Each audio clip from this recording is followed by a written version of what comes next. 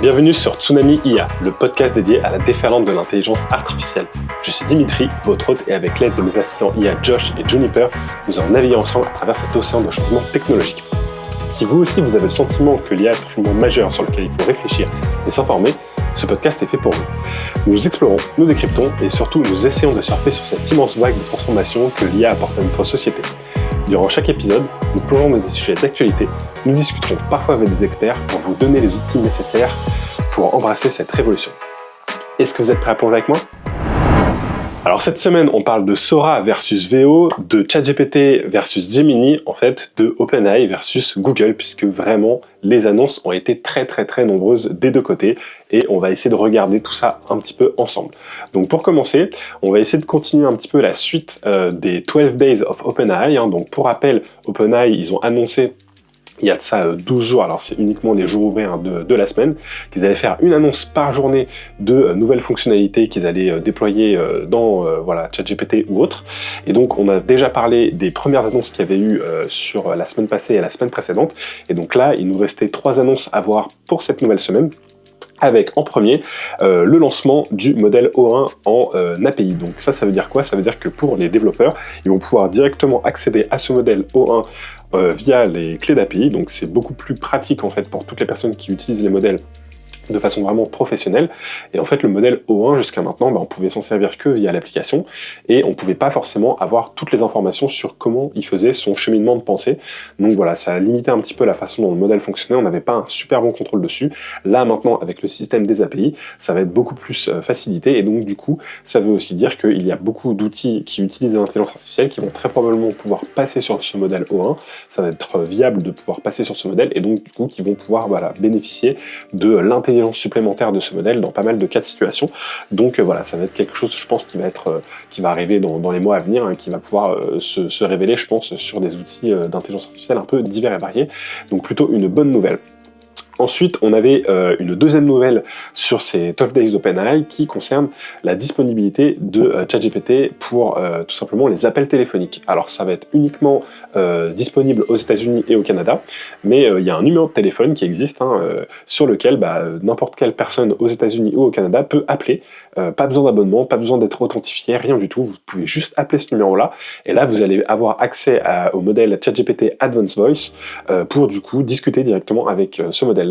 Donc c'est limité à 15 minutes par mois, donc forcément ils ont fait une limite assez importante parce que c'est disponible gratuitement, mais voilà, si vous avez un numéro canadien ou américain, vous pouvez directement appeler ce modèle pour discuter avec lui, et je pense d'ailleurs que ce sera possible de discuter dans d'autres langues que l'anglais, puisque le modèle Advanced Voice, il est capable de reconnaître plusieurs langues, mais bon, par contre voilà, c'est assez limité, puisque forcément il faut avoir un numéro de téléphone américain. Je me rends compte que j'ai pas lancé l'enregistrement ici. Voilà. Par contre, pour nous en Europe, on a quand même accès à ChatGPT via WhatsApp, donc ça fait aussi partie des choses qu'ils ont annoncées cette journée-là. Donc je vous mettrai le lien dans la description, mais maintenant vous pouvez discuter directement avec ChatGPT dans WhatsApp, et ça c'est disponible en France. Et c'est assez drôle parce que Meta, ils ont leur intelligence artificielle qui est aussi disponible sur WhatsApp dans pas mal de pays, mais pas encore en Europe. Donc on peut discuter maintenant sur WhatsApp avec l'intelligence artificielle d'OpenAI, mais pas encore avec celle de Meta.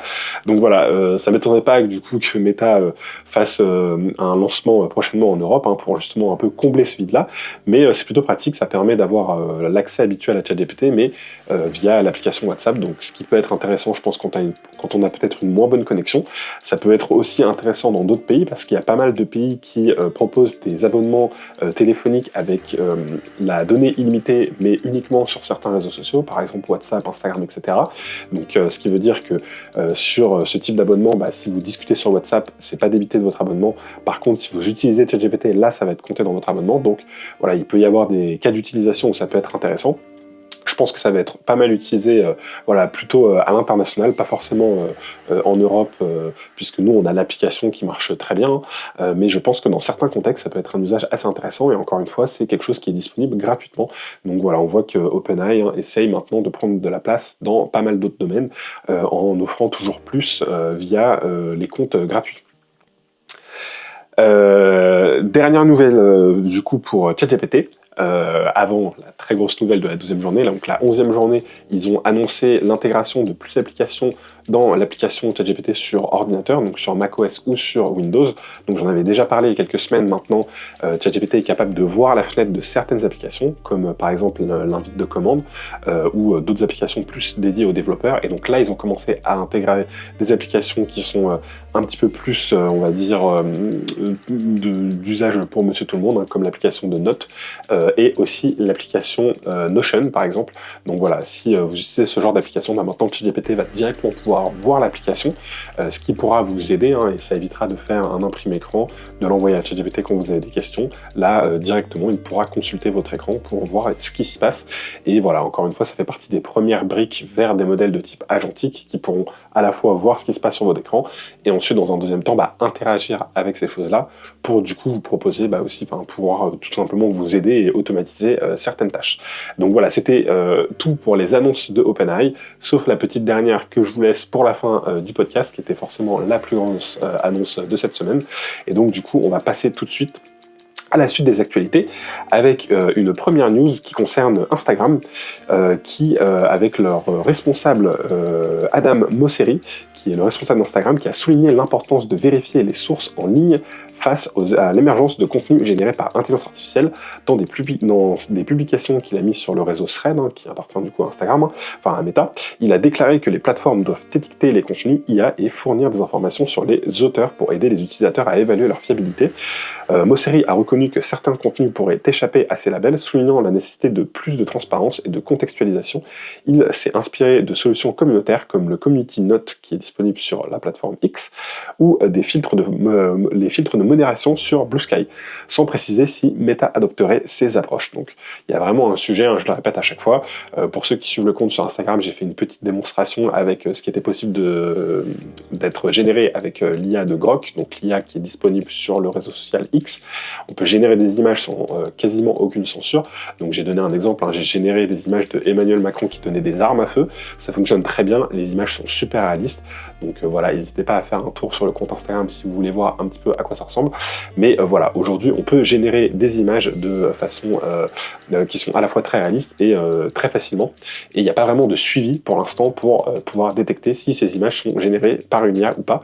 Et donc il y a vraiment besoin justement que je pense que les plateformes s'alignent avec une méthode qui soit vraiment imposée et appliquée, et que ce soit quelque chose qui puisse être un petit peu difficile à contourner, qu'il ne suffise pas de effacer juste un petit watermark en pied de l'image, un petit sigle ou un petit logo qui est très facilement retirable juste en recadrant l'image, ou qui puisse aussi également se baser sur d'autres choses pour que, par défaut, un contenu qui n'aurait pas les bonnes données ou autre puisse être suspecté comme étant potentiellement généré par IA, et que donc derrière, si ce post ou autre commence à faire du buzz, qu'on puisse effectivement avoir l'info sur ok, c'est peut-être généré par une IA, on n'a pas des informations sûres, c'est pas forcément une source fiable, etc. En tout cas, voilà, qu'on ait des façons de détecter et de signaler, je pense, ce contenu, c'est assez important. Je me rends compte que c'est de plus en plus populaire. Donc là, dernièrement, je me suis rendu compte que j'avais un de mes proches qui regardait du contenu sur YouTube de vidéos qui étaient dans un style un petit peu d'audiobook, avec des images à l'appui, qui parlaient de personnes, de célébrités ou autres. Et je lui ai appris en fait que ce contenu-là, il était entièrement généré par une intelligence artificielle. Et ce proche n'était pas du tout au courant. Donc ça commence à être assez effrayant maintenant. Les gens se rendent plus forcément compte de ce qui est généré par une IA et de ce qui ne l'est pas. D'autant plus que là, on parle d'une personne qui est qui est un petit peu plus âgée, hein, qui a un peu plus de 65 ans. Donc forcément, c'est un peu plus compliqué parfois sur les outils informatiques de distinguer le vrai du faux.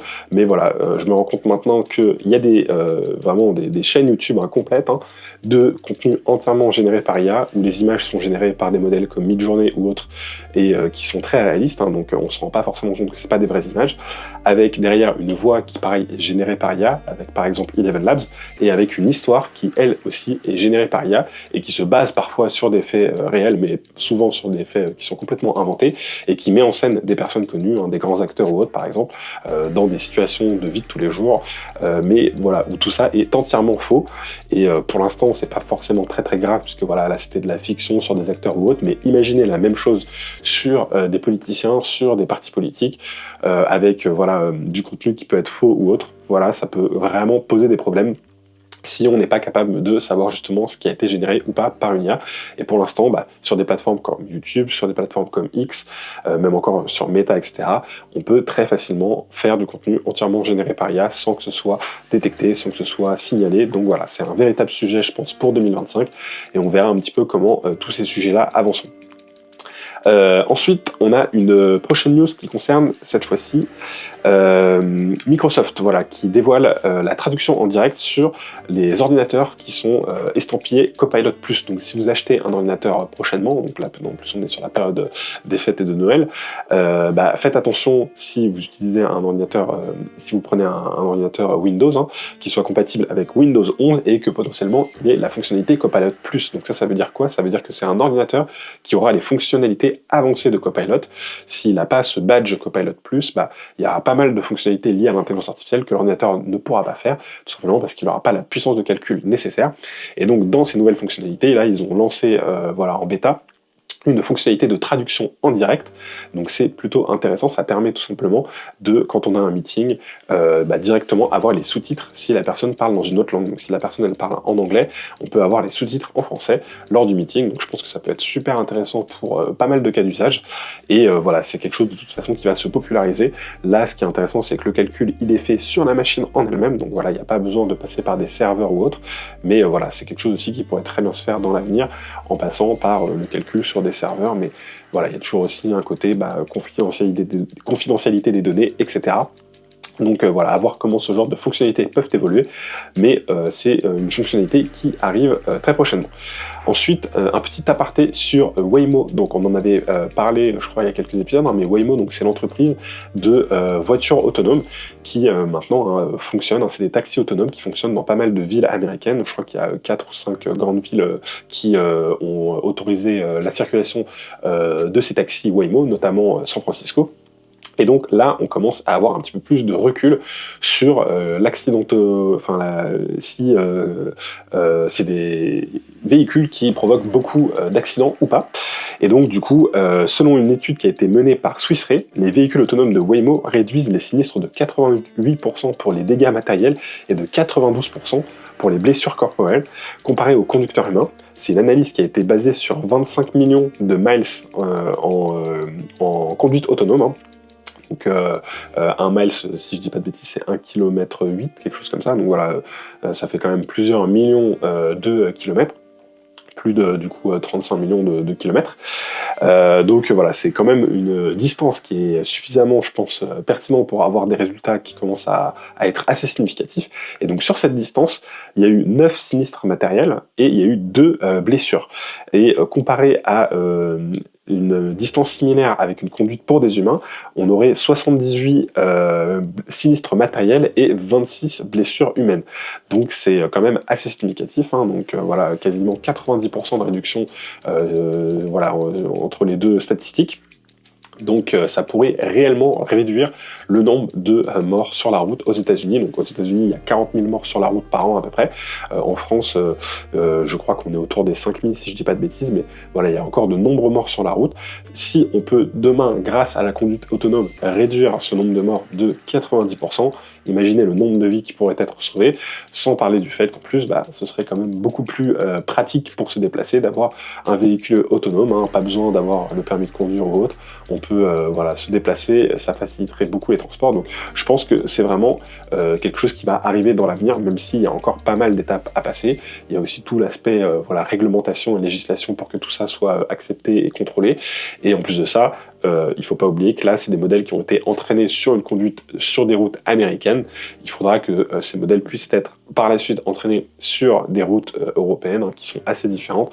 Typiquement, les ronds-points, c'est pas quelque chose qu'il y a aux États-Unis. Donc, il faudra que les véhicules soient capables de prendre des ronds-points correctement sans mettre les passagers en danger et sans provoquer des accidents. Ensuite, on a une news qui nous vient de chercheurs, donc des chercheurs de Carnegie Mellon et de l'industrie privée qui ont dévoilé le modèle Genesis. C'est un simulateur open source permettant aux robots d'apprendre jusqu'à 430 000 fois plus vite que dans le monde réel. En 1 heure, un robot peut ainsi assimiler l'équivalent de 10 ans d'expérience grâce à des simulations 3D rapides, précises et massivement parallélisées. Donc, qu'est-ce qu'il a d'intéressant ce modèle? C'est qu'en fait, c'est un modèle tout simplement 3D, mais qui est capable aussi de comprendre toutes les forces qu'il y a, toutes les interactions qui peuvent y avoir. Donc, je vous mettrai un petit lien vers voilà, des vidéos qui montrent à quoi ressemble le modèle. Déjà, premièrement, il est vraiment impressionnant, il est très très réaliste et très propre. Donc, je ne sais pas exactement quel moteur derrière 3D ils utilisent, mais en tout cas, le résultat est assez impressionnant. Et il est capable de simuler ce qui se passe. Donc, par exemple, ils ont testé de générer l'image d'une goutte d'eau qui glisse le long d'une bière fraîche, et on voit que la goutte d'eau, on est capable de changer l'angle de vue, on est capable de voir la friction qu'il y a, les différentes forces qui s'imposent sur la goutte d'eau, la gravité, etc. Donc c'est super précis. Et donc le fait que ce modèle soit super précis en matière de modélisation des règles un petit peu de la physique, ça permet à des robots de tester des choses. Donc imaginez un bras robotique qui attrape un objet, qui le pose autre part. Et ça, en fait, vu que la physique est très bien reproduite, ce robot va pouvoir s'entraîner beaucoup plus rapidement dans des simulations, et voilà, que dans la réalité, où il faut vraiment qu'il prenne le temps de prendre l'objet, le poser, etc. Là, les simulations peuvent être parallélisées, elles peuvent être faites à des vitesses bien plus rapides que ce qui pourrait être fait dans la réalité. Et donc ça permet d'entraîner des robots sur plein de cas de scénarios, et donc du coup d'améliorer derrière des petits modèles d'intelligence artificielle qui pourraient être par la suite intégrés sur de la robotique. Et ce qui me fait penser d'ailleurs qu'on a eu une autre news un peu intéressante là-dessus, c'est Nvidia qui ont lancé un petit processeur, un petit kit de développement à 250 $, qui est vraiment spécialisé sur la robotique, et qui donc du coup permet justement d'intégrer des petits modèles d'intelligence artificielle sur des robots. Et donc du coup je pense qu'on va avoir tout un tas de choses qui vont arriver avec la robotique. C'est un des gros sujets qui est en train aussi d'avancer avec l'intelligence artificielle, un peu en parallèle.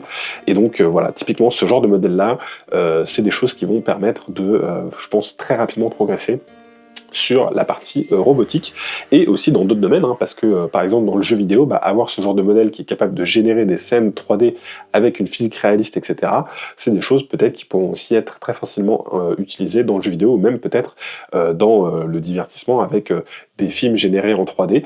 Donc voilà, il y a vraiment des avancées qui sont en train d'arriver là-dessus assez importantes. Et en plus, ce qui est intéressant, c'est que le modèle, il est disponible gratuitement sur GitHub.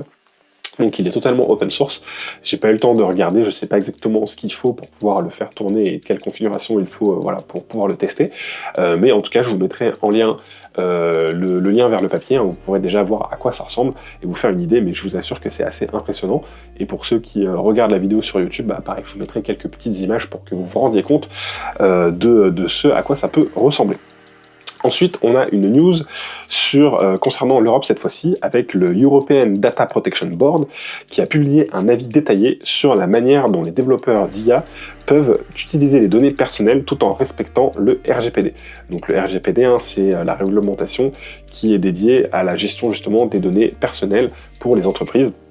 C'est une loi européenne qui force toutes les entreprises à suivre certaines règles sur la gestion des données personnelles. Et là, ce qui est intéressant, c'est qu'ils ont pris un petit peu des exemples pour la partie intelligence artificielle. Ils ont par exemple expliqué qu'il fallait qu'il y ait un anonymat des modèles. Ça veut dire que les modèles, ils doivent garantir qu'il est très improbable d'identifier des individus à partir des données d'entraînement. Ça nécessite des évaluations au cas par cas, incluant des mesures comme la minimisation des données, le filtrage et l'utilisation de techniques de confidentialité différenciées. Donc ça veut dire qu'il faut qu'une fois que le modèle soit disponible, on ne puisse pas réidentifier des données personnelles à partir du modèle. Une autre information importante qu'ils ont donnée aussi, c'est que si les modèles ont été entraînés de manière illicite, ça veut dire que si les données initiales qui ont été anonymisées pour l'entraînement du modèle avant le déploiement, ce board estime que l'illégalité de leur collecte n'affectera pas l'utilisation ultérieure du modèle. Donc qu'est-ce que ça veut dire? Ça veut dire que si les entreprises ont entraîné leur modèle sur des données qui étaient potentiellement personnelles et qui étaient potentiellement acquises de façon illicite, ça n'aura pas une conséquence sur le modèle qui lui sera lui-même illicite.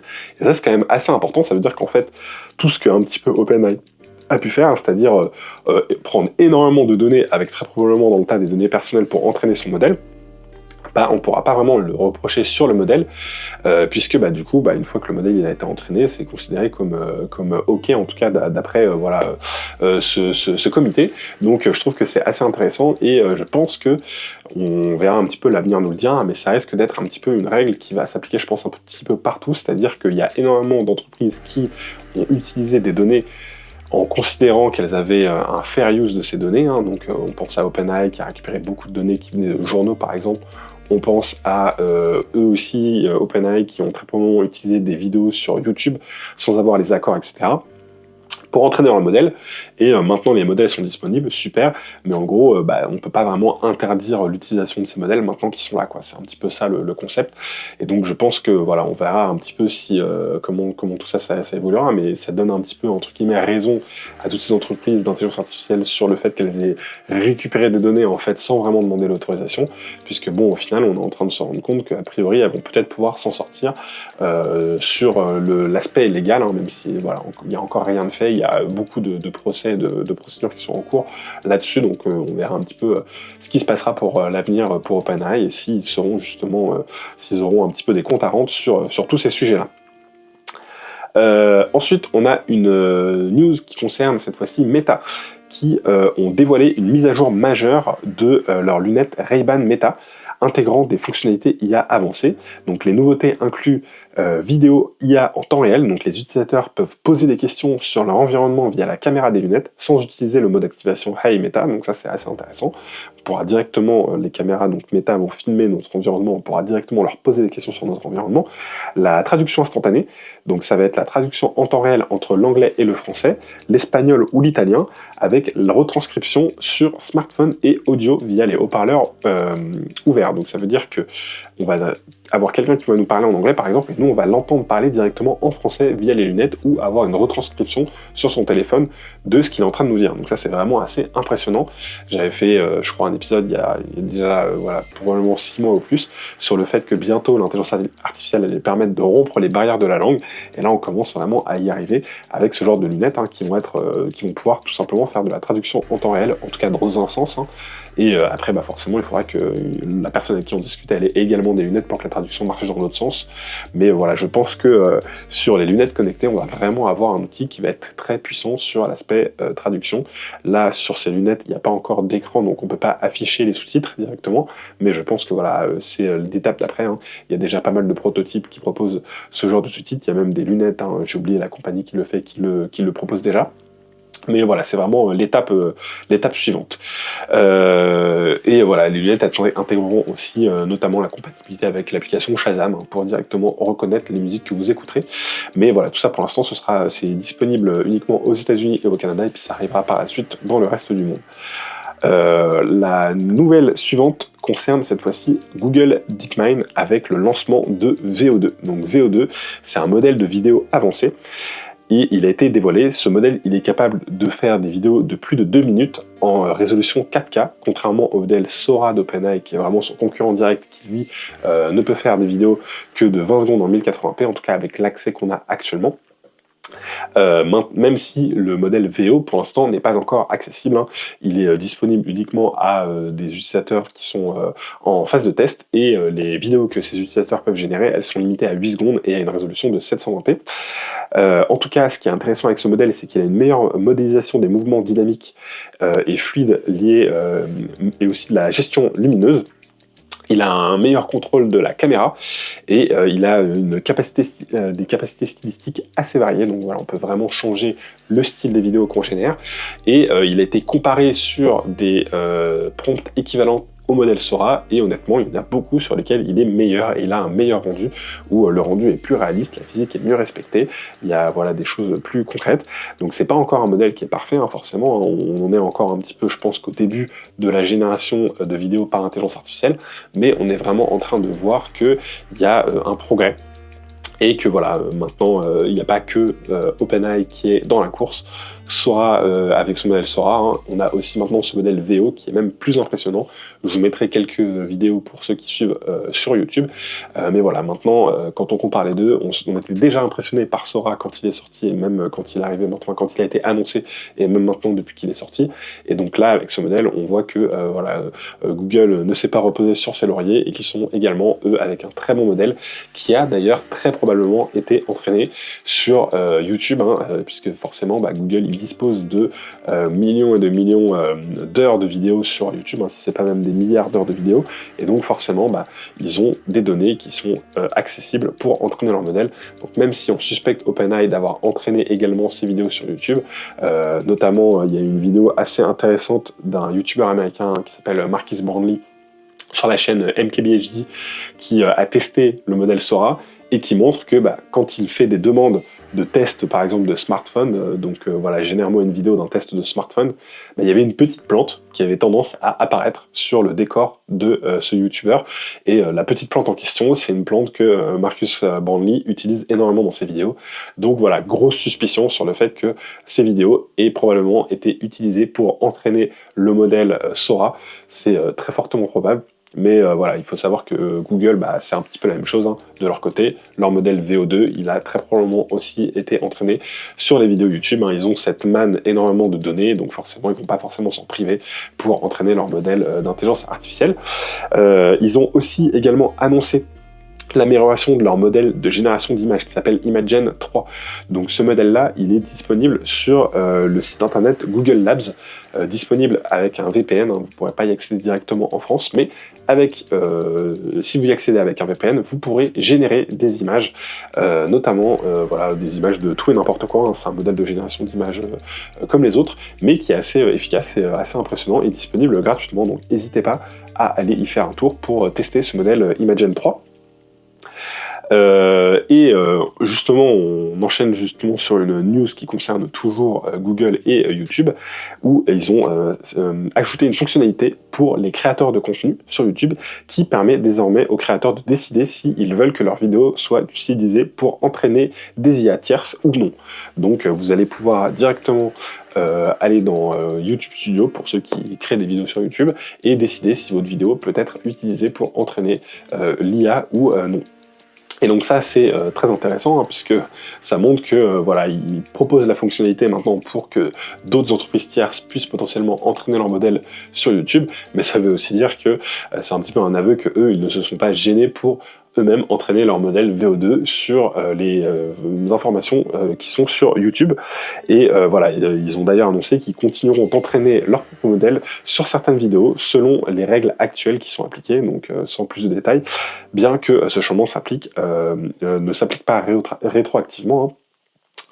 Il marque une première étape vers des partenariats potentiellement rémunérés entre créateurs et entreprises. Et je pense qu'effectivement, hein, il y a déjà beaucoup d'entreprises qui ont utilisé le contenu de YouTube tout simplement pour entraîner leur modèle de génération de vidéos. Ensuite, on a une nouvelle de Instagram qui a annoncé des futures fonctionnalités d'édition de vidéos utilisant l'IA générative. Donc en fait, ils vont ajouter des systèmes de filtres qui vous permettent de vous filmer et d'ajouter un fond qui est différent. Donc par exemple, modifier derrière moi il y a de la neige, imaginez, on pourrait changer et mettre un désert, de rajouter des objets, de faire tout ce qui peut être possible avec l'IA générative, changer les styles, etc. Donc ils ont fait une petite vidéo qui montrait une petite démonstration de ce qui serait possible. Ils n'ont pas encore annoncé de date, hein, mais c'est des fonctionnalités qui du coup devraient arriver sur Instagram, etc. ou autre, dans les prochains mois. Après, forcément, c'est des choses qui demandent quand même des très gros coûts de calcul, hein, surtout si c'est des choses qu'on met à disponibilité de tous les utilisateurs de plateformes aussi grandes que Instagram. Donc, ils vont peut-être essayer de déployer ça avec certaines limitations pour pas que ça leur coûte trop cher en temps de calcul. Peut-être aussi qu'il y aura certaines fonctionnalités qui seront payantes ou autres, je ne sais pas exactement comment ils gèreront tout ça, mais en tout cas c'est des choses qui vont arriver dans les prochains mois. Ensuite, on a une news concernant l'IA et la boxe lors du combat revanche entre Tyson Fury et Alexander Usyk. disputée samedi 21 décembre à Riyad, une intelligence artificielle a été utilisée pour évaluer les performances des boxeurs. Si le résultat officiel, donc victoire unanime d'Usyk sur un score de 116 à 112, a été décidé par 3 juges traditionnels, l'IA a donné une évaluation attribuant une victoire également à Usyk avec un score de 118 à 112, donc finalement très proche du score qui a été donné par les juges. Cette IA, elle a été développée par The Ring. Elle analyse en temps réel les coups portés, les mouvements, la fatigue, le stress et les techniques des combattants, bien qu'elle n'ait pas d'impact direct sur les résultats. Son rôle est de fournir une évaluation objective visant à réduire les critiques sur des décisions arbitrales contestées fréquentes en boxe. Donc je trouve ça assez intéressant. C'est vrai qu'un juge, même s'il est très bon, il peut faire des erreurs. En plus de ça, il y a toujours un risque qu'il soit un minimum biaisé vers un ou l'autre combattant. On a le même de toute façon, je pense, dans énormément de sports. L'arbitrage, c'est quand même quelque chose d'assez compliqué.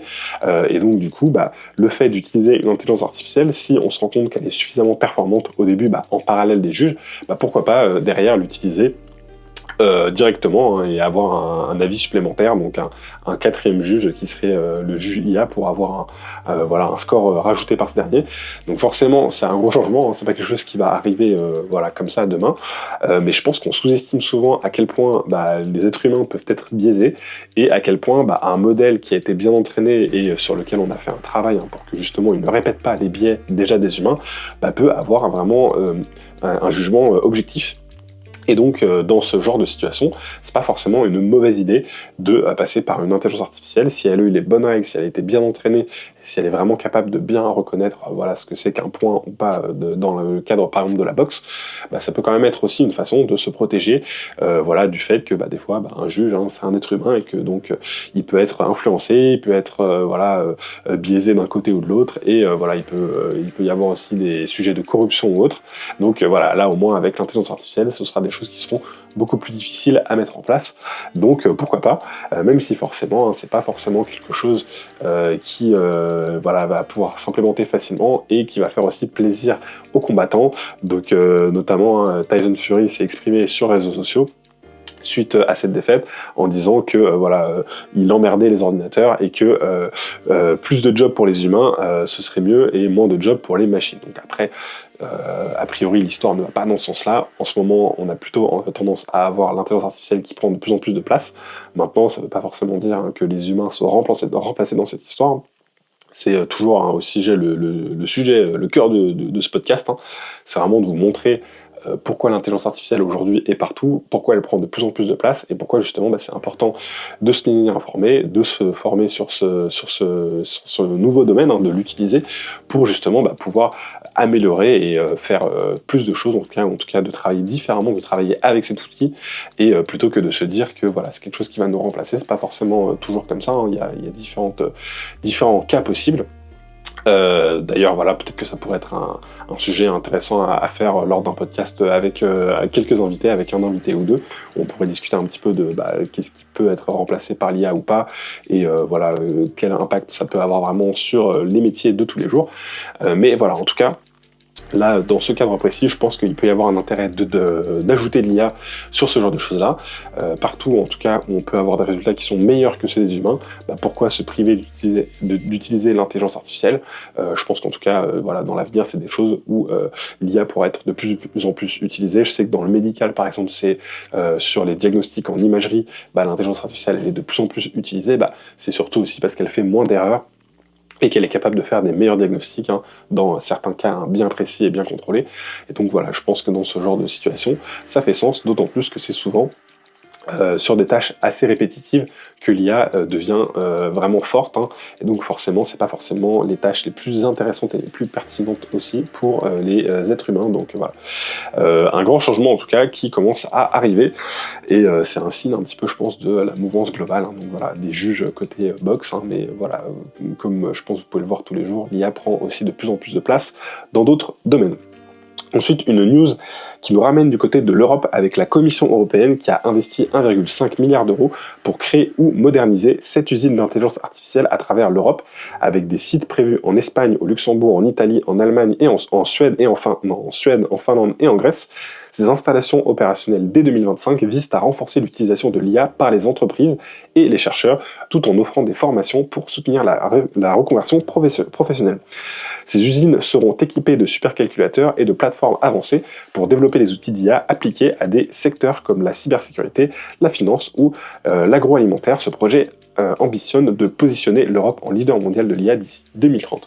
Donc voilà, même du côté de l'Europe, il se passe quand même des choses sur l'intelligence artificielle et il y a des gros projets d'envergure qui sont lancés sur ce domaine.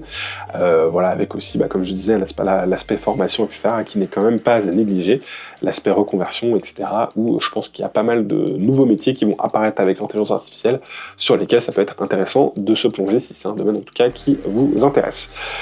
Ensuite, on a une prochaine news qui concerne la startup Odyssey qui a lancé Explorer, un outil d'IA capable de transformer du texte ou des images en scènes 3D photoréalistes interactives alimentées par des données capturées via une caméra 360 degrés. Donc pour ceux qui suivent la vidéo sur YouTube, je vous mettrai quelques images, mais en gros, ils ont pris des vidéos avec une caméra 360 degrés, donc c'est une caméra qui filme vraiment dans toutes les directions, et ils ont entraîné un modèle là-dessus, ce qui fait que maintenant ils sont capables de générer des sortes d'images, mais des images 3D, donc par exemple l'intérieur d'une maison avec tous les murs, les détails, etc., ou un paysage, ou ce genre de choses-là, et c'est des images qui sont en 3D, donc derrière elles peuvent être intégrées à des outils comme l'Unreal Engine, qui sont des outils de 3D temps réel, donc ça peut être utilisé pour le cinéma, pour le jeu vidéo, pour pas mal de domaines, mais en gros ça nous permet de générer des objets 3D très précis, en très haute résolution, et sans avoir forcément à aller faire des prises justement de photos, ce qui peut prendre beaucoup de temps pour générer des textures ou autres 3D. Donc là, tout ça fonctionne via un modèle d'intelligence artificielle qui est encore en développement, mais je vous mettrai quelques images. Tel qu'il est aujourd'hui, il est déjà assez impressionnant, et il permet de vraiment avoir déjà des rendus 3D très photoréalistes et très impressionnants. Et enfin, pour finir, on a nos deux dernières news de la semaine. Donc on a Google qui a annoncé le modèle Gemini 2.0 Flash Thinking expérimental. Donc ce modèle, qu'est-ce qu'il a de particulier ? Il fonctionne sur le même principe que le modèle O1, c'est-à-dire que c'est un système qui va fonctionner de façon un petit peu récursive, qui va essayer d'avoir un cheminement de pensée plus long, donc il va mettre plus de temps à vous répondre, mais par contre il va avoir des réponses plus intelligentes. Et ce qui est intéressant, c'est que en ce moment, sur les benchmarks d'évaluation d'humains, c'est le modèle numéro 1. Donc c'est le modèle qui a priori est le meilleur en ce moment. Donc même si c'est un classement qui évolue en permanence, donc je vous recommande vraiment d'aller le tester, d'autant plus qu'il est disponible gratuitement. Comme d'habitude, vous passez par le Google AI Studio. Donc je vous remettrai le lien en description, mais c'est via ce lien que vous pouvez tester tous les différents modèles de Gemini. Et tout ça gratuitement, et donc du coup vous avez juste à sélectionner ce modèle Gemini 2.0 Flash Thinking et vous allez pouvoir voir justement de quoi ce modèle est capable, et avec les premiers tests que j'ai fait, effectivement il a l'air d'être très performant et de pouvoir répondre à des questions assez complexes, donc je vous recommande d'y faire un tour, surtout qu'il est gratuit. Et la nouvelle qu'il y a eu du côté d'OpenAI, donc c'est une annonce qu'ils ont faite sur la dernière journée des 12 Days of OpenAI, où ils avaient fait une annonce par jour. Et donc cette dernière nouvelle, ça a été l'annonce du modèle qui va remplacer le modèle O1 et qui va s'appeler le modèle O3. Alors, je ne sais pas pourquoi ils l'ont appelé O3. Le modèle O1, on aurait dit que ce aurait été le modèle O2. Là, non, je ne sais pas pourquoi ils ont sauté le 2 et on est passé directement au 3. Et donc ce modèle O3, qu'est-ce qu'il a de particulier ? Il démontre des performances qui sont vraiment très impressionnantes en matière de justement réflexion. Et du coup, ils ont expliqué qu'il allait avoir ce modèle O3 ainsi qu'un nouveau modèle O3 mini, qui est une version plus petite de ce modèle-là. Et ils l'ont testé sur différents benchmarks, notamment sur un benchmark qui s'appelle l'ARC AGI, qui a pour but de tester l'intelligence artificielle générale, donc une intelligence artificielle qui serait équivalente à celle d'un humain, avec des tests qui sont assez complexes. Et donc ce modèle, il a eu un score de 87,5% sur ce benchmark, donc c'est vraiment très impressionnant. On commence vraiment à avoir un modèle qui se rapproche de ce qu'on pourrait considérer comme l'intelligence artificielle générale, même si c'est très difficile à définir. L'intelligence, de toute façon, c'est quelque chose qui est difficile à définir. En plus de ça, le modèle peut avoir des très bonnes performances sur un benchmark et au final se planter complètement sur des questions très basiques, mais ça montre qu'il y a vraiment une capacité de réflexion assez forte sur ce modèle-là, et ça montre aussi que malgré ce que certains peuvent dire, on est encore très loin d'arriver à un mur et à un plafond sur l'intelligence artificielle. Les progrès ne font que continuer. Voilà, certains disaient que le fait qu'on travaille sur des modèles avec de plus en plus de données, ça allait nous limiter au bout d'un moment, et là on se rend compte qu'en fait, en donnant plus de temps au modèle pour réfléchir, on arrive à aussi également augmenter les performances. Et donc là, typiquement, ce modèle, il a été capable d'avoir des très très bons résultats sur un autre benchmark qui s'appelle le American Invitational Mathematical Exam. Donc c'est un examen de mathématiques assez difficile. Il a eu un score de 96,7. Donc voilà, c'est assez impressionnant. Et sur un nouveau benchmark qui a été créé justement parce que maintenant on commence à avoir des résultats de benchmark qui commencent à être un petit peu trop hauts. Donc ça veut dire que les benchmarks ne sont plus vraiment adaptés à tester tous ces modèles d'IA. Si à chaque fois les scores sont dans les 80, 90, etc., c'est qu'on ne pousse pas assez l'IA dans ses retranchements. Donc il y a eu un nouveau test qui a été fait qui s'appelle Frontier Math. Donc c'est un test vraiment sur des mathématiques où les autres modèles, donc vraiment l'ensemble des autres modèles qu'on connaît, tourne autour des 2% sur ce benchmark, donc vraiment un résultat très très faible. Et donc là, ce modèle O3, il a été capable d'avoir un score de 25,2% sur ce nouveau benchmark. Donc ça montre vraiment un très gros écart entre ce modèle-là et les anciens modèles. Les anciens modèles, ils étaient quasiment incapables de répondre à toutes les questions du benchmark, et là on se retrouve avec un modèle qui est capable de répondre à, en gros, une question sur 4 sur cet examen.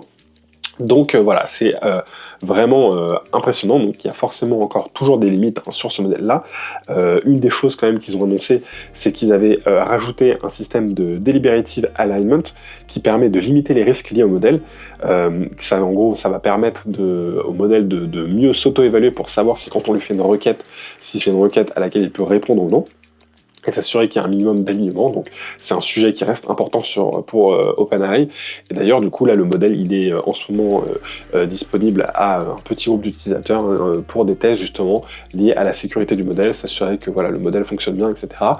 Mais voilà, on est en train de se rendre compte que les modèles sont en train de devenir de plus en plus intelligents et sont en train d'être capables de résoudre des problèmes très très très complexes, notamment dans les mathématiques. Mais je vous laisse imaginer dans des domaines comme le développement, à quel point ce genre de modèle va pouvoir être très très très très performant. Dès qu'on atteint des modèles où on est sur des calculs, où on est sur des données qui sont bien connues, où il y a eu des bonnes données d'entraînement, où on a donné le bon contexte aussi au modèle au moment où on lui pose la question, etc., on peut avoir des résultats qui sont super impressionnants. Donc voilà, j'ai hâte de mettre la main sur ce modèle O3, qui est un petit peu le ChatGPT 5 qu'on attendait, mais voilà, qui devrait arriver en début d'année prochaine. Et d'ailleurs, sur ChatGPT 5, pour l'instant, il n'y a pas énormément d'infos. A priori, les rumeurs disent que le modèle est encore en cours de développement, qu'il n'est pas suffisamment impressionnant tel qu'il est aujourd'hui, et que donc, du coup, c'est pour ça qu'il ne sort pas encore, et que je pense que voilà, les prochains modèles qui vont sortir, ça va plutôt être ce modèle-là, la O3 et O3 mini, qui sont des modèles avec des capacités de réflexion assez avancées dans certains cas d'usage. Donc voilà, c'était tout pour les actualités de cette semaine, donc il y avait quand même pas mal de choses, et voilà, on voit vraiment qu'il y a un gros affrontement entre Google et OpenAI qui n'arrêtent pas de se répondre à chaque fois avec des grosses annonces de chaque côté. On sent que voilà, sur l'aspect communication, il y a pas mal de tensions entre ces deux entreprises, qui à chaque fois essayent de se voler la vedette. Ce que je vous recommande en tout cas, c'est de tester le modèle Gemini 2 Flash pour voir vraiment à quoi il ressemble. Et autre chose que je vous recommande de tester, qui nous vient de ces annonces de Google, c'est le modèle qui s'appelle Whisk, qui est un générateur d'images qui permet en fait tout simplement de prendre une image de modèle, donc admettons l'image d'une peluche, ensuite une image d'une photo, par exemple une photo de vous, et de générer une image qui sera en fait une photo de vous en mode peluche. Et vous pouvez le faire avec plein de styles différents. Ça vous permet de régénérer des images de tout et n'importe quoi en mélangeant deux images. Donc le modèle est disponible gratuitement via la plateforme Google Labs. Donc il vous faudra peut-être un VPN, je vous laisserai essayer. Je vous mettrai pareil le lien en description. Et je posterai quelques exemples sur le compte Instagram pour vous montrer un petit peu à quoi ça ressemble. Mais c'est plutôt sympa. C'est un modèle qui est plutôt cool à utiliser si vous voulez justement personnaliser des photos de personnes, de vous, de personnes que vous connaissez. Ça peut être utilisé dans ce sens-là assez facilement. Donc voilà. C'était tout pour cette semaine. Donc un épisode qui a été fait dans un autre lieu, puisque forcément on est dans la période des vacances, donc je ne suis pas chez moi. Donc j'espère que ça vous aura quand même plu. Comme d'habitude, n'hésitez pas à me faire un retour sur les différents réseaux. J'ai eu pas mal de retours pour ceux qui regardent les vidéos sur YouTube sur le fait que je regarde pas toujours directement la caméra. Donc je suis en train de trouver une solution pour ça. Je pense que je vais investir tout simplement dans un prompteur, ce sera un petit peu plus simple. Comme ça, il y aura plus ce problème-là.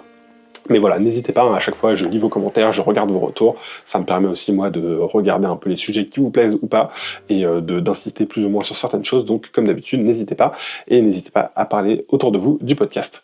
Donc d'ici là, prenez soin de vous, passez de très bonnes fêtes de fin d'année, et puis on se retrouve du coup la semaine prochaine pour le prochain épisode. Allez, ciao!